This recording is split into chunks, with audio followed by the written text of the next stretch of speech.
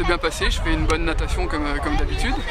Et après, je peux gérer à ma guise la course à pied. J'étais venu ici pour me rassurer un petit peu. Je sors d'une grosse blessure au tendon qui m'a empêché de courir pendant 8 semaines. Donc je revenais juste pour reprendre un peu le goût de la compétition et courir sur du souple pour mon tendon pour pas trop le traumatiser. Donc ça s'est bien passé. Tu devais être à Dunkerque, c'est ça? Ouais, il y a une étape, il y a la première étape de D1 triathlon là. Donc j'ai mes camarades qui courent en espérant qu'ils ont fait une bonne place.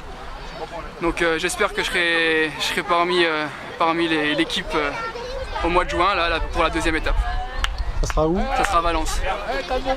Aujourd'hui, tu es satisfait de ton temps? J'ai pas trop regardé le temps, je voulais juste courir en fait sans me focaliser sur le tendon.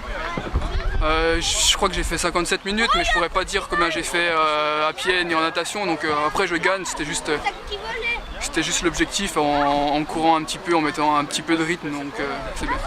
Pas de douleur alors, t'es rassuré? C'est un petit peu raide, mais bon c'est normal, c'est le temps qu'il retrouve de l'élasticité. Mais ouais, ça me rassure, je suis sur le bon chemin, on va dire.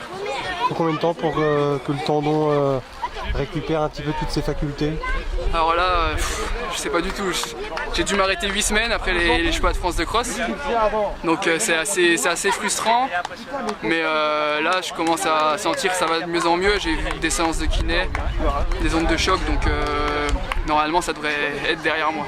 Est-ce que tu sens que tu progresses d'année en année ou Ouais, c'est dommage que je me sois blessé. J'avais fait un très bon hiver. J'avais vraiment progressé à pied. J'avais vraiment été... j'ai passé des paliers. C'était intéressant et je me blesse au plus mauvais moment, donc juste avant la reprise de la saison, mais bon, c'est les aléas du sport, donc on fait avec et puis on reviendra encore plus fort. Est-ce qu'on te reverra au triathlon de Gérardmer?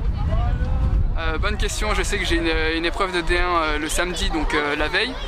Ça va dépendre de mon état de forme en fait. Si je me sens en forme la période là, je prendrai le train pour venir faire le Gérardmer le lendemain. Et si je me sens un peu fatigué, ça sert à rien que je vienne à Gérardmer. C'est déjà une épreuve qui est assez exigeante, donc on verra bien l'état de forme au mois d'août.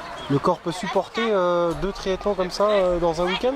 Oui, c'est 2 petites distances. La D1 c'est un sprint, donc c'est 1 heure d'effort.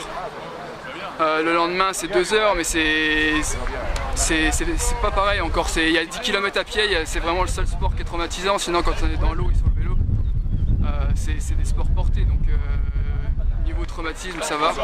Donc ça va dépendre de l'état de forme. Si je me sens en forme, je viendrai. Sinon je reviendrai quand je pourrai.